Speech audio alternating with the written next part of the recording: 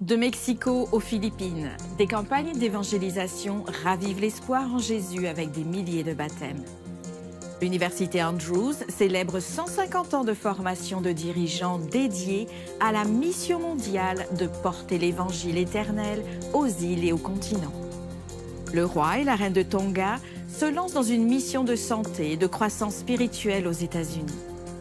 L'école adventiste de soins infirmiers dans le nord du Nigeria forme des dirigeants en santé ayant un engagement social et la foi. En Zambie, une femme de 90 ans expérimente la promesse de fidélité à l'Évangile et à l'Église adventiste. Des histoires inspirantes et bien d'autres, maintenant sur ANN.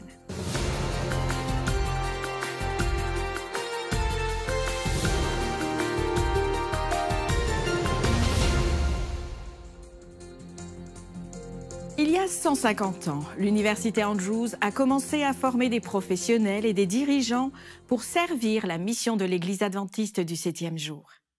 Aujourd'hui, un siècle et demi plus tard, l'université poursuit l'héritage éducatif et spirituel de la préparation des pasteurs et des missionnaires à relever les défis de la diffusion de l'Évangile dans le monde entier. L'Université Andrews a été fondée en 1874. Cette grande institution éducative forme divers professionnels en se basant sur les valeurs et la mission de l'Église adventiste.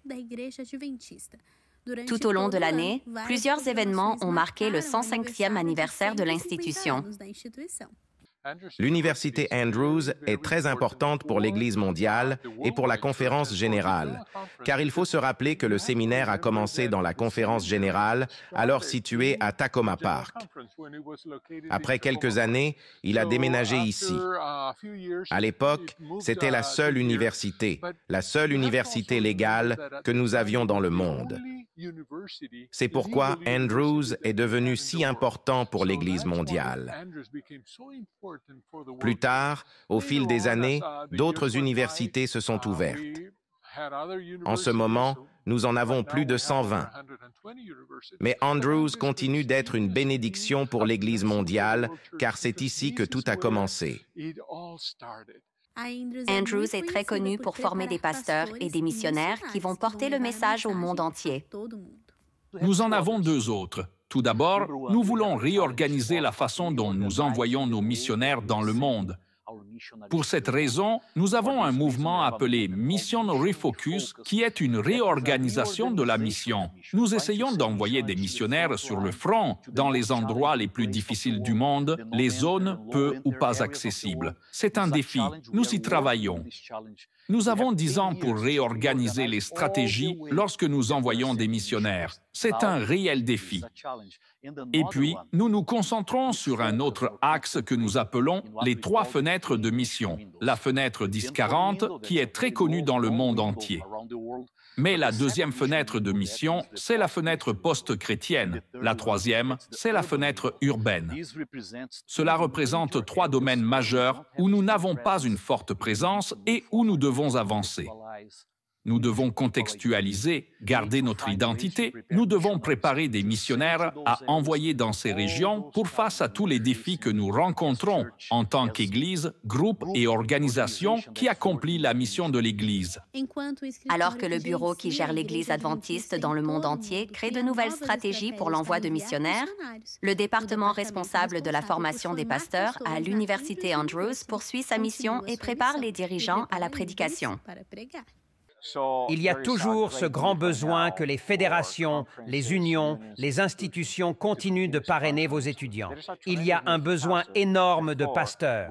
Par conséquent, nous avons besoin que les institutions soient conscientes que les étudiants doivent être envoyés ici.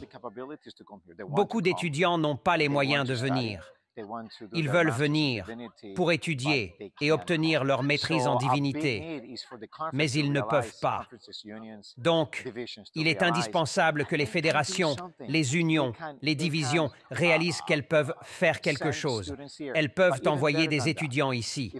Mais encore mieux, il faut commencer à la base, depuis les plus petites classes de l'école du sabbat jusqu'au collège et université, et leur glisser une idée à l'oreille.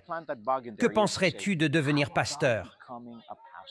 Il y a une pénurie énorme de pasteurs, alors nous devons commencer à planter cette idée dans l'esprit de nos enfants. Que diriez-vous d'être missionnaire? Que diriez-vous d'être pasteur? Tout d'abord, nous devons comprendre que la mission principale de l'Église adventiste du 7e jour est d'élever Christ, sa justice et le message des 3 anges. C'était le don et la mandat unique donné à l'Église adventiste par Dieu lui-même. C'est l'accomplissement d'Apocalypse 12, 17, des gens qui gardent les commandements de Dieu et qui ont le témoignage de Jésus. En Apocalypse 14, 12, le même schéma, les commandements de Dieu et la foi et le témoignage de Jésus, c'est si vital pour nous de le comprendre. C'est pourquoi nous avons besoin de pasteurs qui ne s'occuperont pas seulement du troupeau, mais qui ont en eux cet engagement missionnaire. Il est donc très important pour eux d'être ici à Andrews, car Andrews est une institution mondiale, une institution de la conférence générale. Elle accueille des étudiants de 100 pays.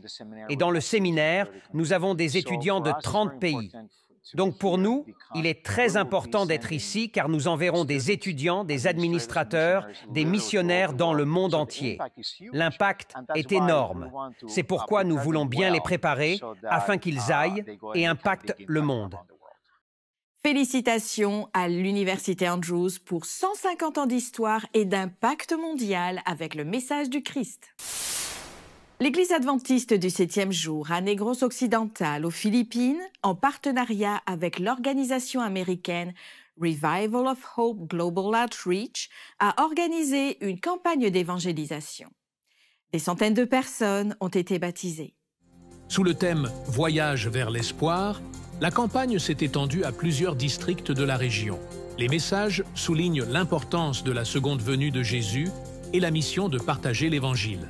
Soutenue par des leaders locaux, l'initiative a atteint un large public, entraînant des baptêmes et des décisions pour Christ. Plus de 500 nouveaux membres ont rejoint l'Église adventiste du 7e jour grâce aux efforts collaboratifs des pasteurs et des membres d'Église. Cet événement met en lumière l'impact du travail missionnaire collectif et l'engagement de l'Église adventiste du 7e jour à répandre le message de l'amour de Dieu, préparant les gens au retour imminent de Jésus-Christ. Au Mexique, l'Église adventiste a réalisé un impact numérique historique avec sa 4e campagne nationale d'évangélisation en ligne intitulée « Jésus suffit ». Eh bien, chers amis, ce jour est arrivé et il y a un message très important à transmettre à toute personne à l'intérieur et à l'extérieur du Mexique. La campagne diffusée depuis Tuxtla Gutiérrez, au Chiapas, sur des plateformes numériques, à la radio et à la télévision, a atteint plus de 27 000 appareils en direct. Un nombre record. L'événement a mis en avant une année d'initiatives missionnaires unissant 5 grandes régions de l'Église. Chaque soir, des sujets comme l'identité, les combats spirituels et la suffisance de Jésus étaient abordés. Des membres ont organisé des maisons d'espoir dans tout le pays. Et le nombre de baptêmes a dépassé les 12 000 à travers le Mexique. L'action communautaire comprenait des diffusions des programmes dans les écoles, les parcs et les places publiques, attirant des audiences variées et favorisant de nouvelles connexions. Cette campagne d'évangélisation a porté l'engagement numérique à de nouveaux sommets et a également renforcé la foi des membres et a permis d'atteindre davantage de personnes.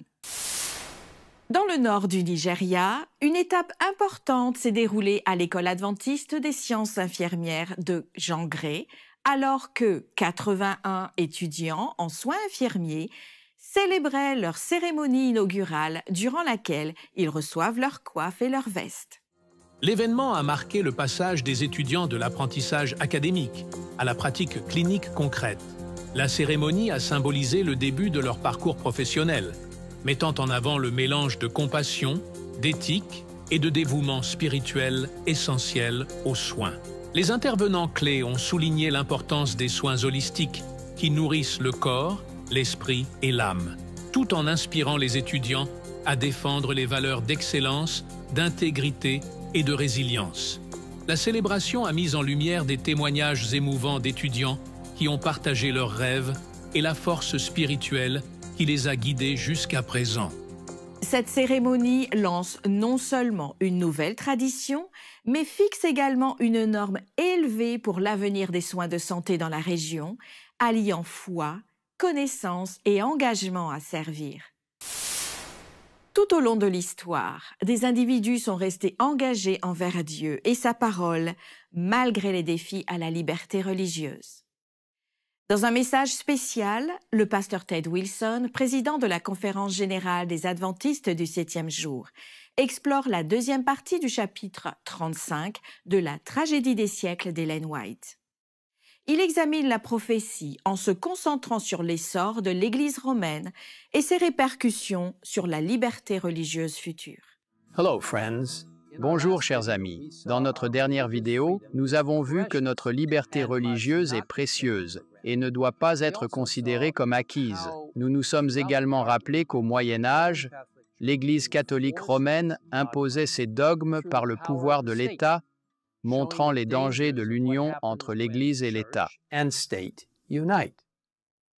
Et pourtant, même pendant ces moments sombres, ceux qui étaient fidèles à Dieu lui restaient fidèles. Nous pensons aux Vaudois, Wycliffe, Huss et Jérôme, Martin Luther, Zwingli, Tyndale, Knox, Whitefield et les frères Wesley, John et Charles. Avec d'autres sans nom qui reposent dans les tombes des martyrs, ils témoignent de la fidélité de Dieu, malgré la pauvreté, les préjugés, la persécution, entre autres. Aujourd'hui, des millions de personnes peuvent adorer selon leur conscience, et bien que la liberté de religion ne soit pas pratiquée dans tous les pays du monde, beaucoup, y compris aux États-Unis, jouissent encore de cette liberté. Nous savons cependant que, selon la prophétie biblique, cela ne sera pas toujours le cas.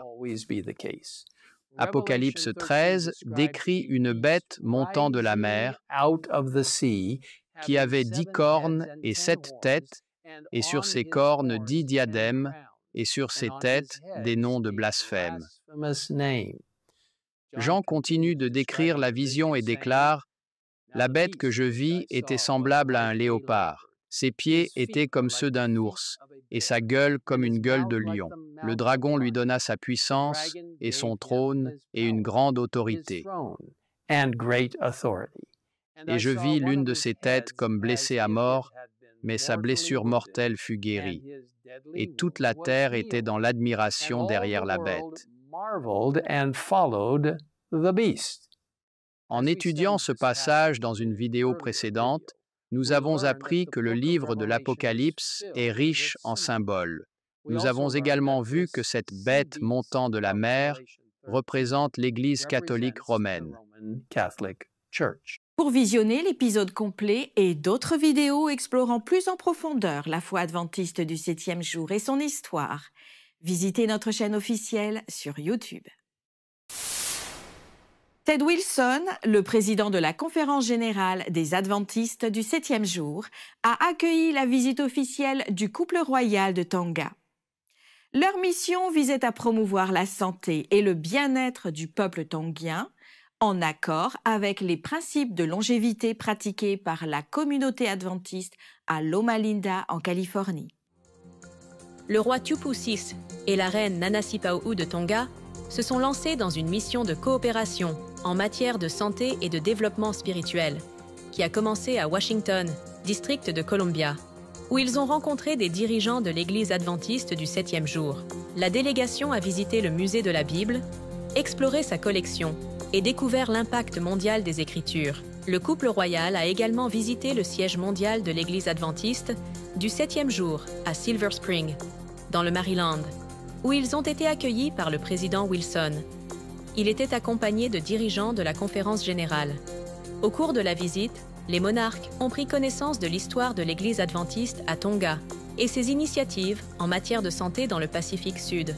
Le roi Tupu VI et la reine Nanasipau'u ont cherché à approfondir leur compréhension des principes de santé basés sur la direction divine, dans le but d'appliquer ces enseignements afin d'améliorer la qualité de vie et la longévité du peuple de Tonga. L'étape suivante de leur mission les a conduits à Loma Linda, en Californie, l'une des 5 zones bleues du monde, où les gens vivent 10 ans de plus que la moyenne mondiale. La visite a commencé au centre médical de l'université de Loma Linda, où le roi et la reine ont interagi avec des experts médicaux pour explorer les pratiques contribuant à la longévité.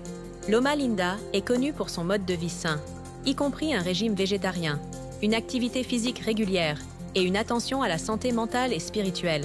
La ville abrite environ 9000 adventistes qui sont reconnus pour leurs pratiques saines. Le docteur Richard Hart, président de l'université de Loma Linda, a souligné l'importance d'appliquer les principes de santé de Loma Linda à Tonga pour améliorer la qualité de vie de la population, en montrant comment ces habitudes peuvent bénéficier à l'île. Lors d'un déjeuner végétarien spécial, la centenaire Esther van den Hoven a partagé ses secrets de longévité qu'elle attribue à des exercices physiques et à un régime à base de plantes, essentiel pour une vie longue et active. Le roi Tupouciste et la reine Nanasipao-U ont exprimé leur désir de renforcer ces principes de santé à Tonga, tels que prendre soin du corps. La visite royale s'est conclue par un service de Thanksgiving à Los Angeles, où la communauté tongienne s'est rassemblée pour célébrer l'importance de la santé et de la spiritualité à travers des performances de chorale et de groupes de musique tongiens. Cette mission royale souligne l'engagement de l'Église adventiste à promouvoir un mode de vie sain. En prenant soin de notre corps, qui est le temple du Saint-Esprit, nous serons dans de meilleures dispositions physiques et mentales pour faire avancer plus rapidement le message d'espoir dans le retour imminent de Jésus. En Zambie, une femme de 90 ans inspire sa communauté par sa foi. Baptisée en 1963, elle chérit encore son certificat de baptême comme un témoignage de son dévouement. Noël Sibanda nous raconte cette histoire inspirante de fidélité. Voici les chutes Victoria, aussi connues sous le nom de Monsieur Tunua, la fumée qui tonne, l'une des 7 merveilles du monde. En parlant de merveille, voici le témoignage d'une femme de 90 ans qui est une merveille pour les membres de l'Église adventiste du 7e jour, mais aussi pour toute la communauté de Livingstone. Imaginez ne pas pouvoir retourner votre dîme et votre offrande au Seigneur parce que vous êtes trop vieux pour marcher jusqu'à l'Église et que vous comptez sur les membres d'Église pour vous rendre visite et collecter cette dîme. Hélas, aucun membre n'est venu pendant longtemps, mais cette dame gardait fidèlement la dîme dans sa chambre, priant et espérant qu'un jour Dieu accomplirait son plan. Je m'appelle Janet Mulobela Muzumara, Madame Muzumara. J'ai étudié au Zimbabwe. Je suis née le 25 décembre 1934. Gogo Janet, comme on l'appelle affectueusement, est une membre dévouée de l'Église adventiste. Elle a perdu son mari il y a de nombreuses années et s'est promis de rester fidèle tant dans son mariage que dans ses dîmes et offrandes jusqu'à son dernier souffle. J'aurais souhaité que mon mari soit témoin de tout ça. Membre dévouée de l'Église adventiste, Gogo Janet a été baptisée en 1963. C'est incroyable de voir qu'elle a encore son certificat de baptême. Quel témoignage magnifique! Une voix a parlé dans la nuit. Comment peux-tu être baptisé et ne pas donner de dîme? L'histoire de Gogo Janet est celle d'un conte de fées. Il se trouve que lors de la récente campagne Impact Zambie et du programme de formation à l'évangélisation de la Radio Mondiale Adventiste à Livingstone, en Zambie, les membres d'église cherchaient un site pour installer leur tente durant 2 semaines. Le seul terrain stratégique et vacant convenable appartenait à cette vieille dame.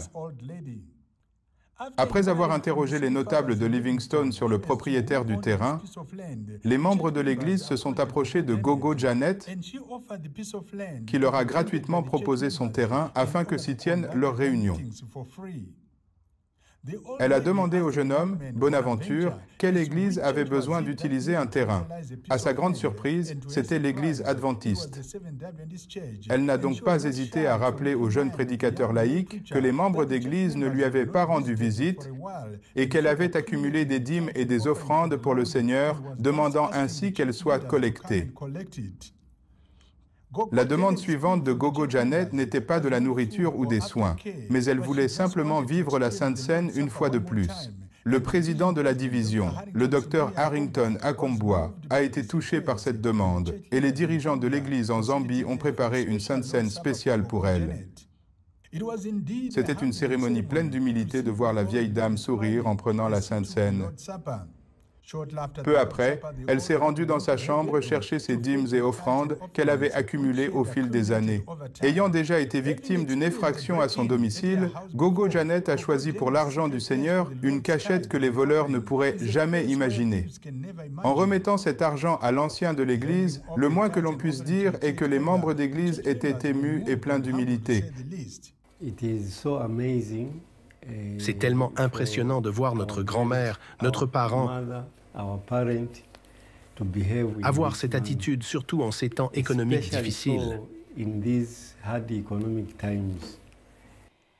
J'ai appris à être fidèle dans ma foi.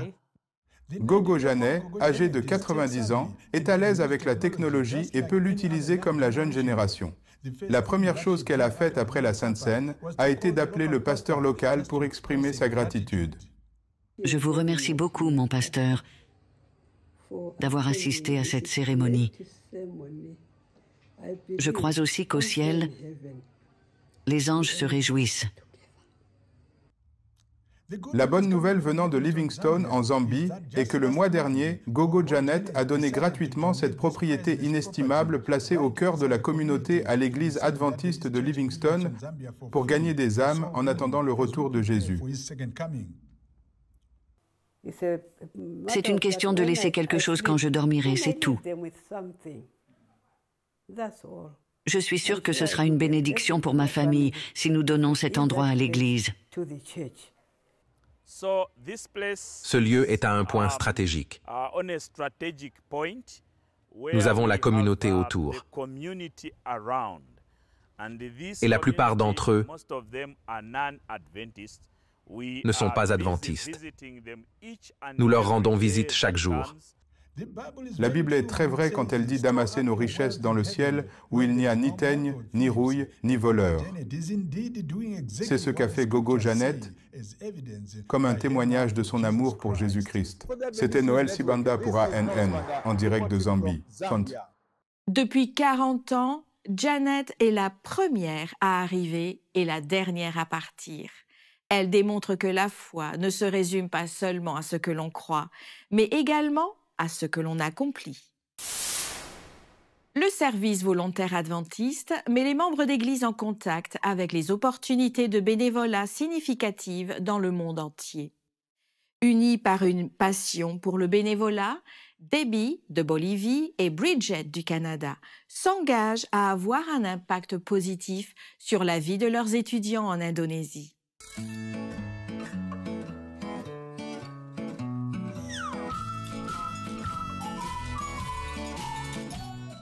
Bonjour, je m'appelle Bridget Jordana Primus. Bonjour, je m'appelle Debbie Chukimia.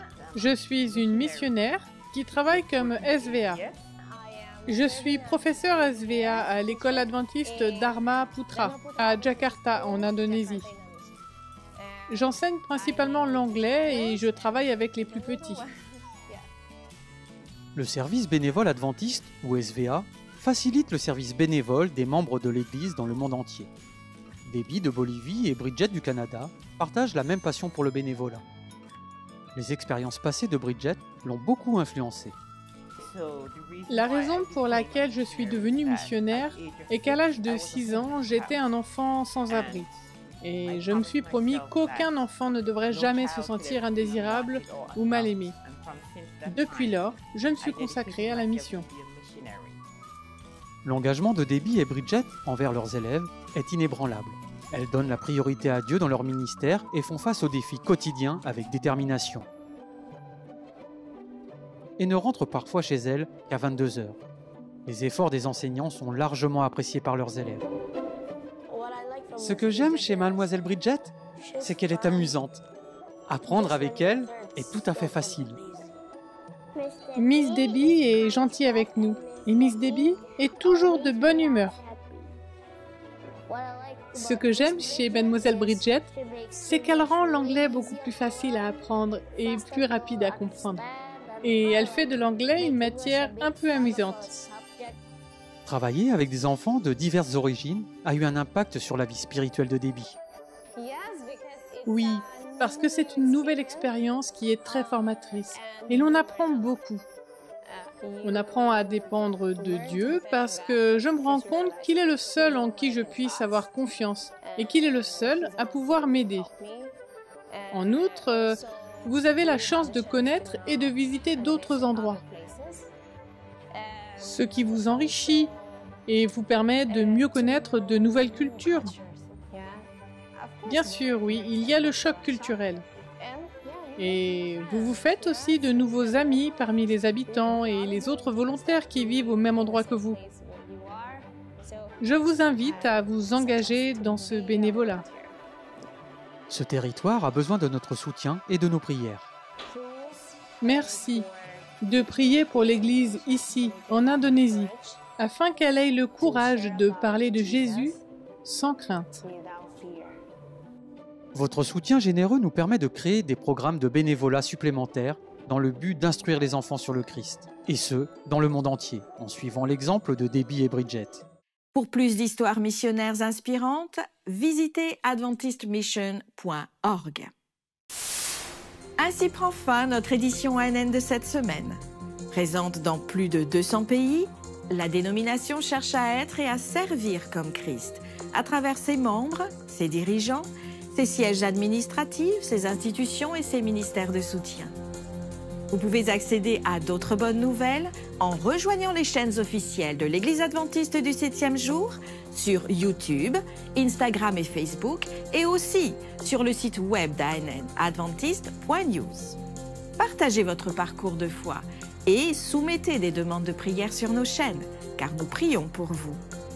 Et avant de vous dire au revoir, nous vous laissons avec les mots inspirants des versets 34 et 35 du livre des Actes au chapitre 10. Le texte dit ceci. « Maintenant, je me rends compte vraiment que Dieu ne fait pas de différence entre les hommes. Au contraire, parmi tous les peuples, tout homme qui le craint et qui fait ce qui est juste lui est agréable. » Étudiez la Bible quotidiennement pour découvrir d'autres merveilleuses promesses d'espoir. À la semaine prochaine pour d'autres nouvelles de foi, d'amour et d'espoir. Que Dieu vous bénisse.